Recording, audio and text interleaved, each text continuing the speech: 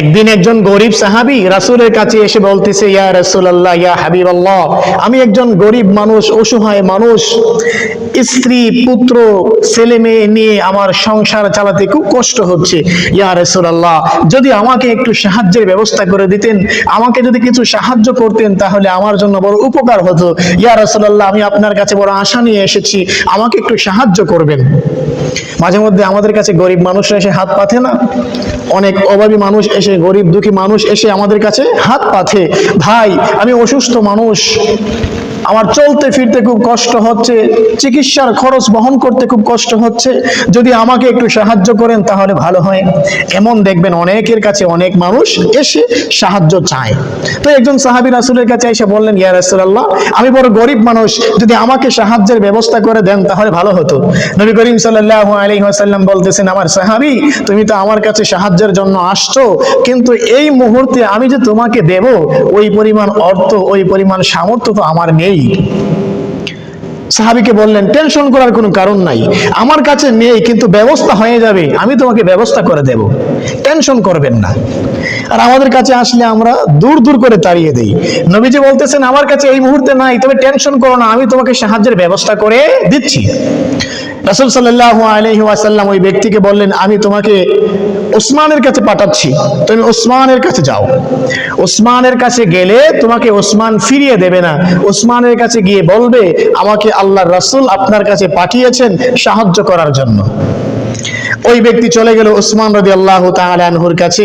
ওসমান রাদিয়াল্লাহু তাআলা আনহুকে গিয়ে সালাম দিল, আসসালামু আলাইকুম ওয়া রাহমাতুল্লাহ। হে আল্লাহর নবীর সাহাবী ওসমান রাদিয়াল্লাহু তাআলা আনহু, আল্লাহর রাসূলের কাছে আমি গিয়েছিলাম সাহায্যের জন্য, আমি খুব গরিব মানুষ, অভাবী মানুষ, রাসূল আমাকে বললেন তুমি যে আমার কাছে সাহায্যের জন্য আসছো, এই মুহূর্তে তোমাকে আমি কিছু দেব ওই সামর্থ্য আমার নেই, তবে তুমি ওসমানের কাছে যাও, ওসমানের কাছে গিয়ে বলবে আল্লাহর রাসূল আমাকে পাঠিয়েছেন সাহায্য চাওয়ার জন্য, আমাকে একটু সাহায্য করেন, তাহলে ওসমান তোমাকে খালি ফিরিয়ে দেবে না। হে আল্লাহর নবীর সাহাবী, আমি আপনার কাছে আসছি, আমাকে রাসূল পাঠিয়েছেন, দয়া করে আমাকে খালি ফিরিয়ে দেবেন না, আমি খুব গরিব মানুষ, অসহায় মানুষ, অনেক কষ্ট করে আমি আমার সংসারকে চালাই, আমাকে একটু দয়া করে সাহায্য করবেন।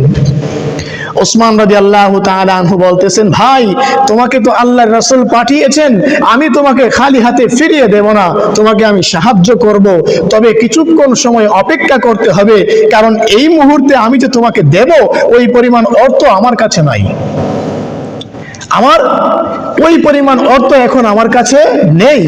কিছুক্ষণের মধ্যেই সিরিয়া থেকে একটা বাণিজ্যিক কাফেলা মক্কায় প্রবেশ করবে, ওই মক্কায় যখন ওই কাফেলাটা আসবে তখন আমি তোমাকে দান করব, তুমি কিছুক্ষণ সময় অপেক্ষা করো। ওই গরিব সাহাবী ওসমানের কাছে অপেক্ষা করতে লাগলেন, কখন ওসমান রাদিয়াল্লাহু তাআলা আনহুর বাণিজ্যিক কাফেলা সিরিয়া থেকে আসবে, আসার পরে ওসমান রাদিয়াল্লাহু তাআলা আনহু তাকে দান করবেন। কিছুক্ষণের মধ্যেই সিরিয়া থেকে বিশাল এক বাণিজ্যিক কাফেলা ওসমান রাদিয়াল্লাহু তাআলা আনহুর কাছে এসে পৌঁছালো, মক্কায় এসে পৌঁছালো। ওসমান রাদিয়াল্লাহু তাআলা আনহু ওই ব্যক্তিকে বলতেছেন, ভাই এবার তুমি যাও, তোমাকে আমি দান করলাম, একটা উট আমি তোমাকে দিয়ে দিলাম, যেই উটটা তোমার পছন্দ হয় সেই উটটা তুমি নিয়ে যাও। সিরিয়া থেকে ওসমান রাদিয়াল্লাহু তাআলা আনহুর শত শত উটের একটা বাণিজ্যিক কাফেলা আসতেছিল, শত শত উটের একটা বাণিজ্যিক কাফেলা এসে মক্কায় পৌঁছেছে। এক একটা উটের পিঠে এক একটা ট্রাকের সমপরিমাণ মাল বোঝাই করা ছিল, ভর্তি ছিল। যখন ওসমান রাদিয়াল্লাহু তাআলা আনহু ওই ব্যক্তিকে বললেন, তুমি যাও, তোমার যেই উটটা পছন্দ ওই উটের পিঠে যত মাল সামান আছে সব কিছু সহ ওই উট তোমার। ওই বেচারা দৌড়াইয়া চলে গেল সেই বাণিজ্যিক কাফেলার কাছে। বাণিজ্যিক কাফেলার সামনে থাকা সবচেয়ে বড় উট যেটা, সেই ব্যক্তি ওই উটটাকে লাগাম ধরে টানা শুরু করছে। আমাকে যদি কেউ অফার করে, হুজুর আপনি সোনা নেবেন না রূপা নেবেন, তাহলে অবশ্যই আমি সোনা নেব, কারণ সোনা রূপার চাইতে দামি, এটা সবার কাছে পছন্দনীয়, চাহিদা বেশি, অর্থ বেশি পাওয়া যাবে। তো ওসমান রাদিয়াল্লাহু তাআলা আনহু ওই ব্যক্তিকে বললেন, তোমার যেটা পছন্দ হয় তুমি সেটা নিয়ে যাও। ওই লোকটা দৌড়াইয়া গেল, গিয়ে সামনে থাকা সবচেয়ে বড় উট যেটা, সেটা লাগাম ধরে টানা শুরু করলো। উটের অভ্যাস হচ্ছে সামনের উট যেদিকে যায় পিছনের উটগুলো সেদিকেই যায়। যখন ওই ব্যক্তি সামনে থাকা বড় উটটাকে লাগাম ধরে টানা শুরু করলো, পিছনের উটগুলো ওই উটের পিছনে দৌড়ানো শুরু করছে। রাখাল যারা ছিল, কর্মচারী যারা ছিল, ওসমান রাদিয়াল্লাহু তাআলা আনহুর কর্মচারী যারা ছিল, তারা উটগুলোকে ফিরাচ্ছে, তোমরা যেও না, তোমরা যেও না। কিন্তু উটগুলো তো ফিরানো মানতেছে না। সমস্ত উট ওই বড় উটের পিছে পিছে, সামনে থাকা উটের পিছে পিছে যাওয়া শুরু করছে।